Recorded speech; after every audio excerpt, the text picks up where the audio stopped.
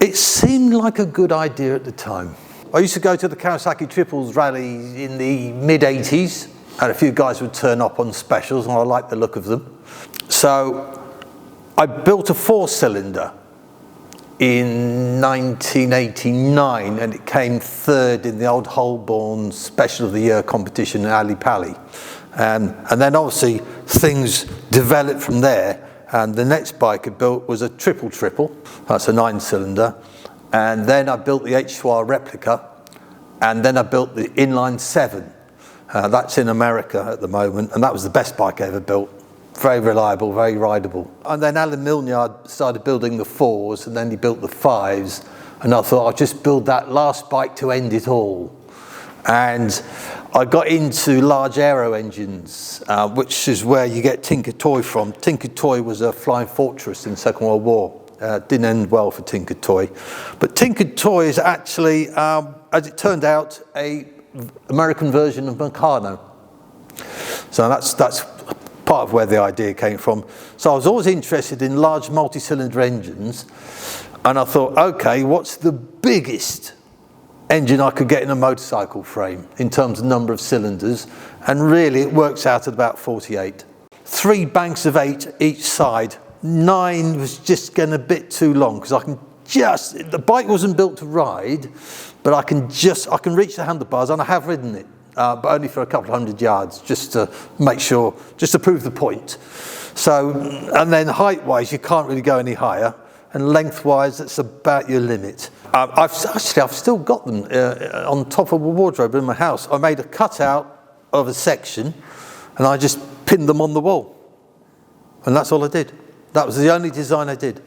And then I had a guy called Chris Appleby, who was pretty famous in the 2-stroke world. And he did I gave him the design, he did the engineering, and then when the engine block was made, we took it to a guy called Dave Sperry, who lived near Farnham. And he was a very talented engineer, and he made the frame. The rest I just made it up as I went along, really. Well, the bike took 5 years to build, but I did 80% of the work in the last year, because I wanted to get the bike finished for a rally. And it was literally the night before I put the mudguard on, sort of thing. It was really lastminute.com, and that was very stressful. I don't think there was any one point in time. You look at a feasibility, you do some sizing, you count up how I had a load of barrels left, on my shelf, and the idea slowly gels. It's not an overnight decision. It's sort of shall I, and you end up there. Well, the hardest thing was working out the gearbox. That's a BMW K1000 gearbox, and I think in my head I had all the revolutions the right way around, and it turns out it was correct.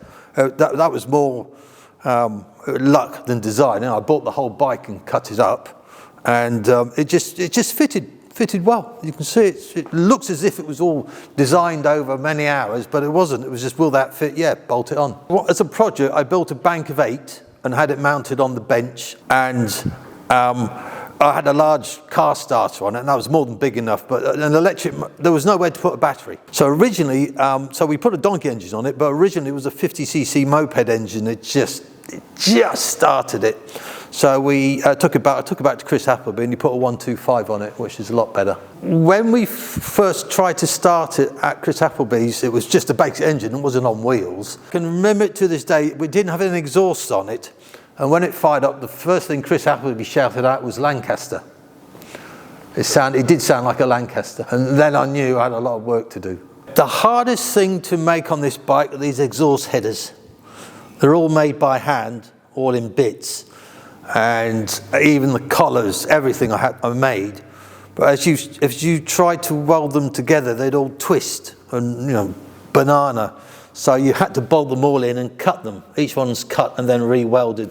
They took an awful lot of time to make. The rest of it was just getting on with it, quite frankly. The inlets these inlets are copper tubing, just soldered together. It was just a lot of repetitive work.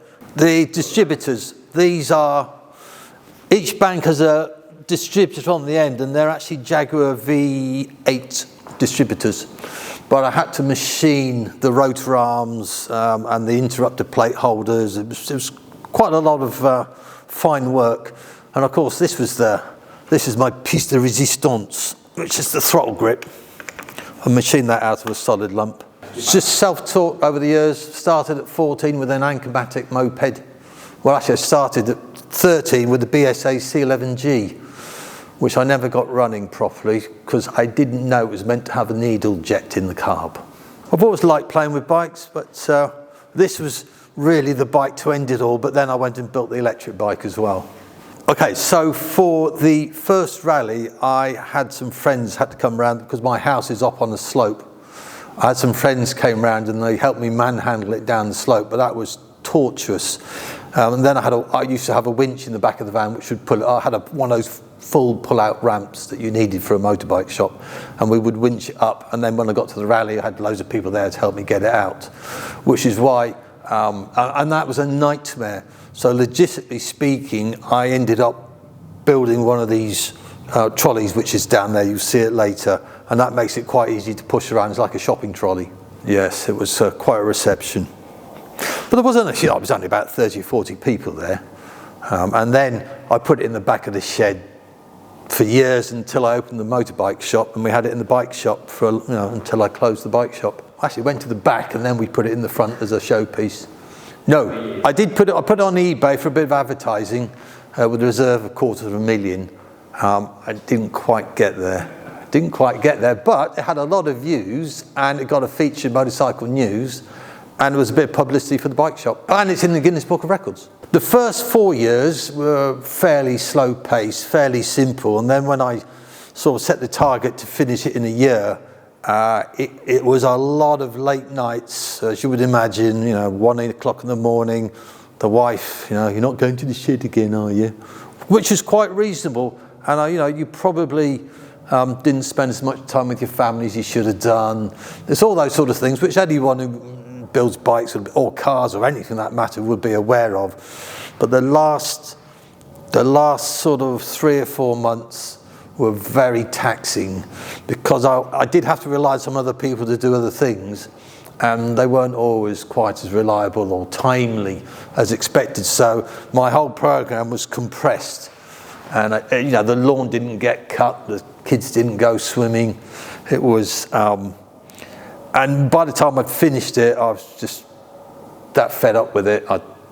I'd lost interest, which I've regained a bit, but time to move it on, as they say. Well, they say I had the bike's been in a private museum since I closed the bike shop in 2015, so I don't think I've seen the bike until it came here. I don't think I've seen the bike for 5 years.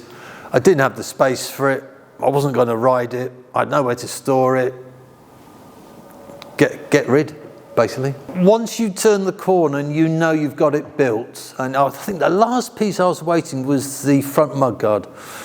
When you've done that and you've had it running, it was a little bit. The problem is if you don't keep running a bike, they can be hard to start. So I sort of knew I had it done, but it was very late nights for the last week or two just to finish everything off, and that was it was stressful. But you're there. And then when, I couldn't guarantee it was going to start at the rally, but it started up. I actually think, now I recall, when we went to the rally, it had the 50cc moped engine, and it just started. And after that, I took it back and we put the bigger engine on it.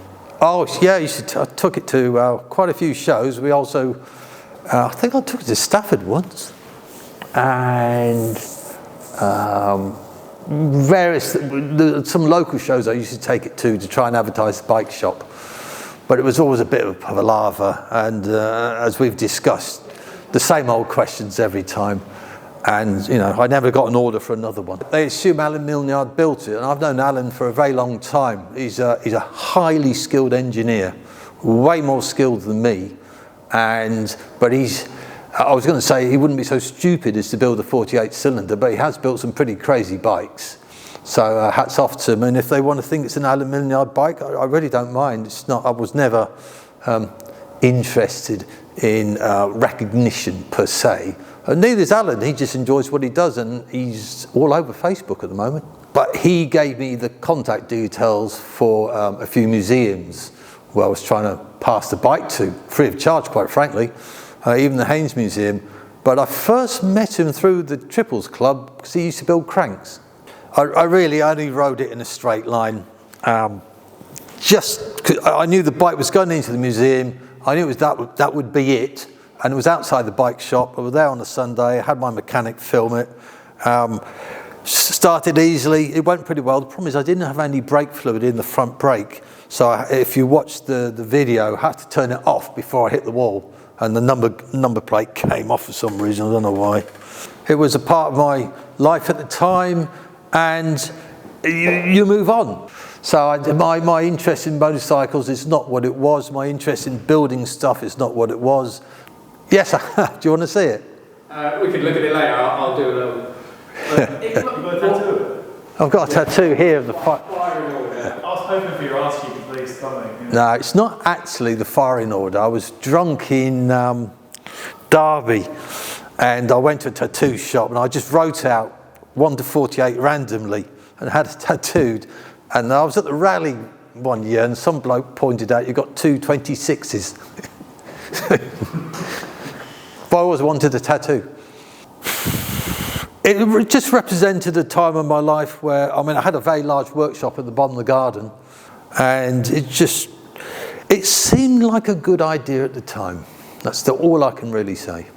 Top of my list is somebody who's got quite an interesting restaurant, maybe biker themed, and that sits up on a plinth. It could be Jay Leno. It could be a collector of odd motorcycles. I honestly don't know. It wasn't built to ride at all. It was built to get in the Guinness Book of Records.